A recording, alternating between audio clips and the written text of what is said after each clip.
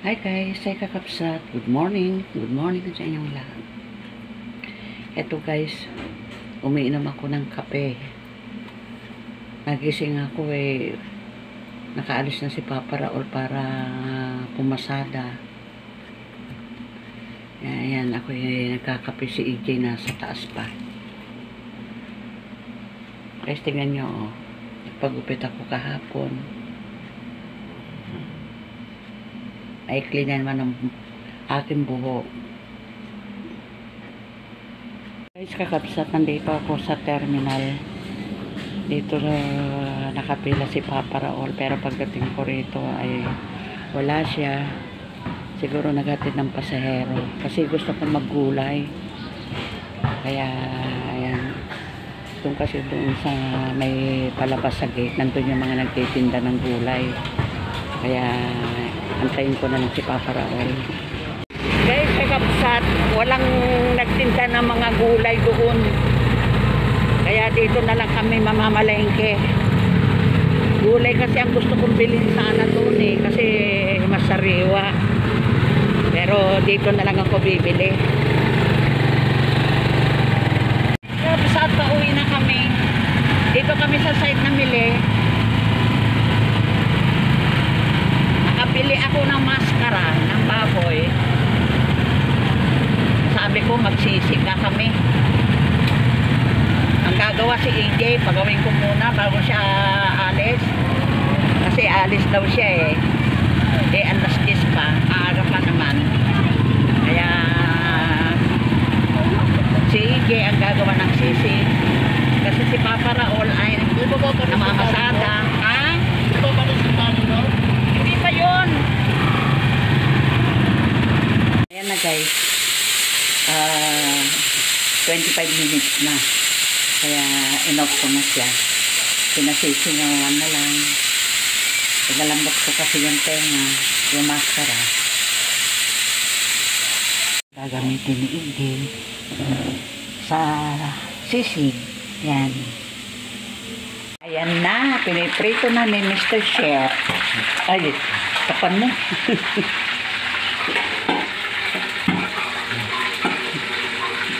Dapat inihaw o. Kaya lang, ayan na, prito na lang. Ayan na ang sisig.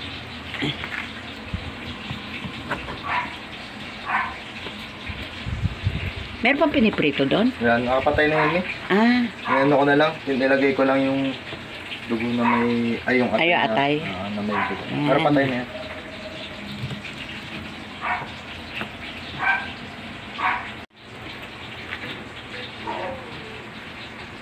Kakapsat, ang sisig na ginawa ni EJ, pero hindi niya ginawa lahat kasi marami na. Tira na lang kami pa ng kwan. Eto, yan. Yan. Ayan, nakabili si Papa Raul ng marang. Oh, ganyan. O, yan. Buto lang kakainin? Oo, buto lang. Ayan. Hindi. Yung laman, buto. Yung nakabalot sa buto, yung nakakainin. Asa nga? Itanim mo nga yan, kasi si Ray humihingi noon ng buto sa kan marang. Itanim. Lahat na. Sarap no? Kasi na bawat daan ang amoy, nasasalubong mo yung amoy, makabili nga ako. Parang guayabano. Durian, may durian din. Ayoko ng durian, parang amoy tae. Mami ko oras, sinimot yung lagayan kanina Lang. Ipagawa namin na sisig. Oh. Iniwalay namin kasi yung manghang Akala nyo pag... Sa bigay ito ni Albert, binigay niya kanina.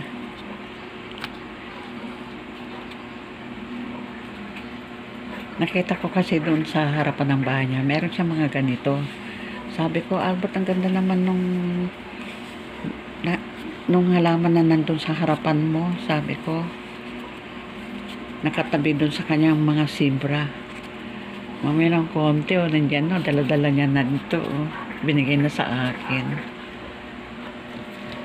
Kaibigan ko talaga. Napakabait.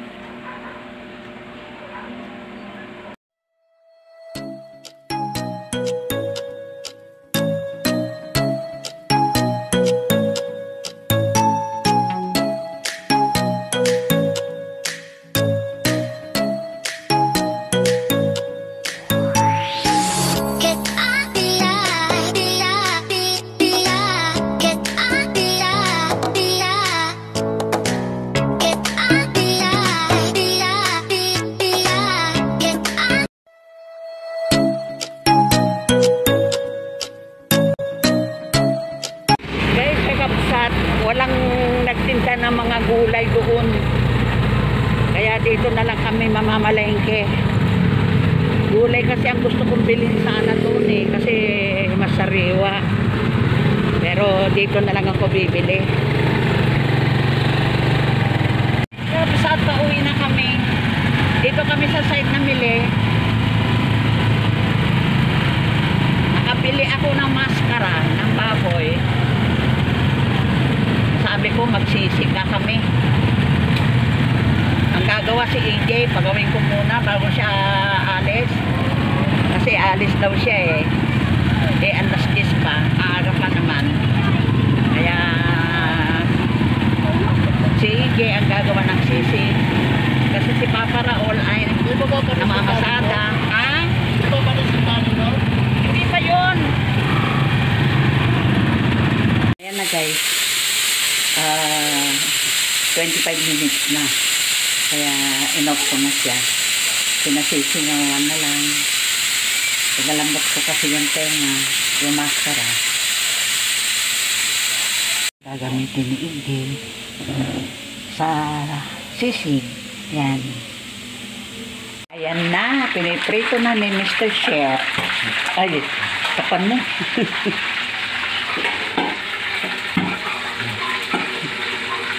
Dapat inihaw Kaya lang, ayan na, prito na lang. Ayan na ang sisig.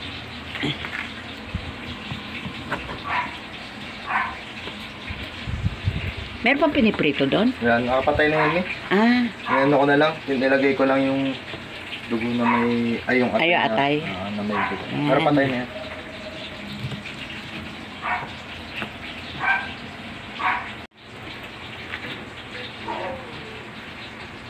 Kakapsat ang sisig na ginawa ni EJ, pero hindi niya ginawa lahat kasi marami na. Tira na lang kami pa ng kwan. Eto, yan.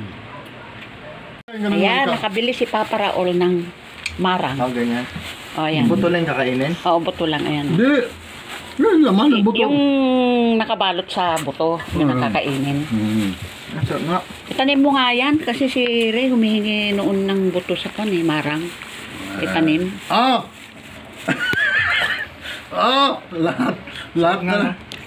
Sarap no?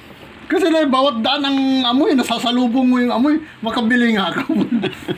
Parang guayabano. Durian, may durian din. Ayoko ng durian. Parang amoy tae. Mami ko oras, sinimot yung lagayan kanina Lang. Yung pinagawa namin na sisig. Iniwalay namin kasi yung manghang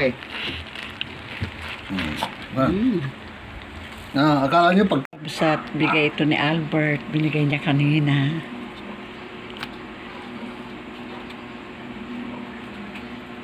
Nakita ko kasi doon sa harapan ng bahay niya, meron siya mga ganito. Sabi ko, Albert, ang ganda naman nung halaman na nandun sa harapan mo. Sabi ko, nakatabi doon sa kanyang mga sibra. Mamaya ng konti, nandiyan, dala-dala niya na dito, binigay na sa akin. Ang kaibigan ko talaga. Napakabait.